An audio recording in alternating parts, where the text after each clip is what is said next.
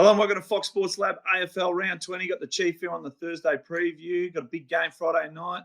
Anticipating 90-odd thousand MCG, Collingwood and Carlton, Chief. Both won 5 games. Sorry, on a 5-game winning streak. So Collingwood coming off that ripper against Port, and Carlton have fought their way back. Carlton have got some injuries. So Chera's still under a cloud, Cripps. So maybe they will play, maybe not. Walsh is definitely out. So taking a little bit of edge off Carlton, but how do you see this one? Is it just Collingwood getting it done once again? Oh, still going to be a massive game. Traditional rivals. This is going to be a beauty. We shouldn't forget that Collingwood have had a virus go through the club this week. They've had a few that haven't trained as much as they would. So, that doesn't augur well for them. They tend to handle most of these issues, though, as though it's barely a speed bump. I'm tipping Collingwood. I mean, you're crazy to tip against Collingwood these days, aren't you? But let's not forget, as you mentioned, the Blues have got their confidence up. You win 5 in a row, Diggo, something's going right. So they're starting to move the ball a hell of a lot better. They're scoring. They'll fancy themselves. They'll give themselves a really good chance because this is the sort of win that sets up a finals tilt. If they can get over Collingwood, oh boy, that will make them really dangerous. But conversely, I guess, if they get beaten, again, it's a long fight back to force their way back into the 8 over the last 4 weeks. Well, let's talk about one of the big matchups. So Curnow and Darcy Moore. So Curnow coming off 10. So you're the only man on this panel currently that can talk about kicking 10 and what happens the next week. It's a big panel. Well, I'm a decoy, so there's only one fight here. But coming off 10, Darcy Moore. So no Harry Mackay with that injury to his knee. So he plays a big part here, Charlie, doesn't he, to respond to, what was a pretty good effort to kick 10 goals. He does. But the funny thing is, Collingwood at different times do you put Darcy Moore on the best, or do you put Nathan Murphy on the best? Let him do it and have Moore roaming around and peeling off and coming over the top and intercepting the way that he does. So they've got options. They might use Darcy just to try and close him down completely. But either way, I think Craig McRae's got a few options. They'll back themselves to control the flow of the ball anyway. Without Walsh in the midfield, they get a chance maybe to control the ball at the source. So, as I said, can't go against Collingwood, but this is the test we really want to see Carlton have. Yeah, spot on. So back going Collingwood there. Let's rip through the next one because the line's 65 currently, Geelong and Freo down at GMHBA Stadium. I think it's an 80-point. So I think the line's probably not accurate for mine, but what do you got the line at? Oh, it's 10 goals plus. There's no doubt about that. This will just be a comfortable win for the Cats. The Freo have been the major disappointment of 2023. You just can't give them any hope whatsoever of toppling the Cats down there. All right, Western Bulldogs and the GWS Giants. Adam Kingsley, though, 6 in a row. So they've got the biggest streak right now in the competition with 6. So huge game. I'm actually tipping the Giants. I just think they're playing an incredible brand of footy. And the Western Bulldogs, when you look at it right now, they're sitting in 5th position. So the Giants are in 7th. So everything to play for here. Yeah, massive game. Couple of potential finalists to go. The only reason I went for the Bulldogs, who were very good against the Bombers last week, is that the game's in Ballarat. And they do tend to play well in those Ballarat games. So Mars Stadium is going to be an interesting challenge for the Giants. I do like the way the Giants are playing, though. You're right, they are playing a good brand of footy. Hasn't Adam Kingsley been good? Yeah, he's been enormous. So we're disagreeing on that one because of Mars Stadium. But, hey, I've been known to pull a tip out of Uranus, so we can go any which way. Just sort of throw that little zinger in there, considering it's at Mars. Gold Coast and Brisbane, this is probably another closest to the pin. It's a 50-point line, and albeit it's a Gold Coast home game, they're still in their home state where they've been dominant Brisbane. So 50, I've got it once again at 80 points. I think that's going to be a big one. Yeah, look, I think it's a comfortable Brisbane win. I wouldn't be going as high as you. I think the line's probably the mark, 40, 50 points. Brisbane, yeah, they're just starting to gear up. Are they going to be a genuine challenger? They've got to take one more step, I think, to really challenge the top 2 teams come September. But if that's the case, they certainly have to be taking care of Gold Coast. Well, based on that, though, just quickly, so they're sitting in 3rd position. So they've got a 17% better in terms of Port Adelaide right now, so 130 against 113. but only one game out of top 2. Like, that is massive if they can get a home final. So of course it is. Of course it is. So all they've got to do is take care of business, keep on winning. Port's going through a tough part of the draw at the moment. They have got some tough games. And if they drop one, all of a sudden the top 2 spot becomes Brisbane's. And then wouldn't that make a difference come September when you got the Gabba all the way through the finals? Yeah, spot on. All right, Essendon and Sydney. So 4 weeks ago, I would have said it was 5th versus 12th. Now it's 11 v 12. Essendon just dropping from the sky in terms of the ladder position. But I'm causing the upset here. I'm going with Essendon based on Brad Scott's probably down a few troops.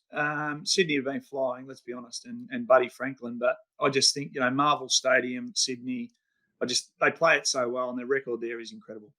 Geez, you're loose with your terms. Sydney flying? Well, I'm not sure a team sitting in 11th or 12th spot is flying, Dicko, but they're eking out some wins, is what I'd say. Well, 2 great wins. Look, I think it's a flip of the coin game, truth be told, but the Bombers lose Ridley. I think that's a bad injury and for bad timing for that injury because he's a really good player for them. And for that reason, I just think maybe Sydney can get a handle on things and get themselves over the line. All right. Well, the showdown. This is huge. Big. So Adelaide Port. We know Adelaide where they sit. They were the what would you call it? The big hope early in the season, and they played some good games and lost some close tight ones. So probably ladder position doesn't reflect exactly how they've gone in the last 4 weeks. But Port Adelaide, we know what they've produced over the season. I love this game because Adelaide at their best footy would probably challenge Port Adelaide, wouldn't they? Well, Adelaide got them earlier in the year, remember? We shouldn't forget that first showdown of the season. This is a big game. Look, I think we're being a bit hard on Adelaide because I didn't expect them to play finals come the beginning of the season, but they started playing a great brand of footy and they continue to play it. And they've had a couple of heartbreaking losses to Collingwood and Melbourne here at the MCG. So they've had they had that close one against Collingwood at home as well. So that, when you look at 3 close losses to top teams, you sit there and you think, gee, they could be a lot better off than where they actually are. So I think this is a danger game for Port, a genuine danger game. And as you said before, that second spot, they want to cling on to it. So they've got to find a way to win this. Yeah, I agree. So you'll Port Adelaide as well. Yep. In a tight one? Tight one. Okay. All right. I'm not sure this one will be tight. I think the Hawks, I'm tipping the Hawks against the Saints. Saints. You're not sure it'll be tight? You think the Hawks will win easy? To be honest, what they produced last week against Richmond for 3.5 quarters, and then what they've produced at the MCG against Brisbane, 3rd on the ladder, and had a great win. So on their day, when they put it together, their offense is really good. Yeah. And I think it'll really trouble St Kilda because they'll flick the ball around and challenge defence. I guarantee you, Sam will throw everything at this as an opportunity. So I got the upset. I mean, they're a false positive sitting in 6th position, the Saints. I just think they're not up to it. Well, I've tipped Hawthorn as well, funnily enough, but I don't think it'll be a comfortable win. I think it'll be a tight one. I just think St Kilda's struggling, genuinely struggling. And when you hear Ross Lyon talk, it's almost like, it's come back to reality and he doesn't have too many answers for the way they're going at the moment. So it's going to be a tough game. The Hawks would love to get another win under their belt. I like the brand of football that they're playing. They're a little bit vulnerable in defence. So can St Kilda get a handle on them there? Who knows? Sicily will have a big part to play in it. All right, both go on the Hawks there. Richmond and Melbourne. So this is a huge danger game for Melbourne sitting in 4th position. So Richmond still with finals aspirations, sitting in 10th. Didn't play their best footy last week, but still got the win. And you could probably say Melbourne lucky to win over the last couple of weeks as well in terms of the way they've played their football. But I see this as a huge danger game.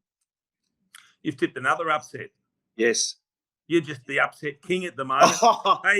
Look, the Melbourne Adelaide last week was a great game, and Melbourne found a way to steady and get over the line.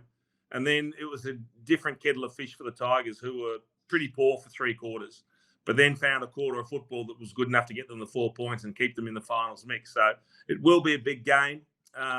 You're right. The Tigers, when they get on a roll, this is a danger game for Melbourne. They've been up and down a little bit. I'm going with Melbourne, but I do think the Tigers are a chance. Would you bring Grundy back in? No. Okay, good chat. All right. West Coast, North Melbourne to finish it out. I was going to say nearest the pin, but you think this is going to be a close one.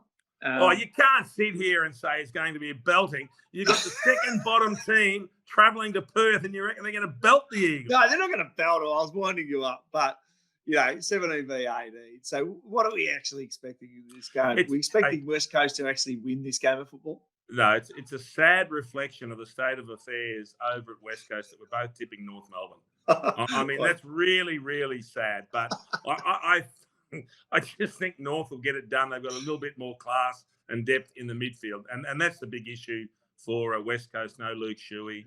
They're going to have problems there. Yeah, I agree. So North Melbourne. Let's quickly go over it. So we always do an over and under. I think the overs for mine is GWS.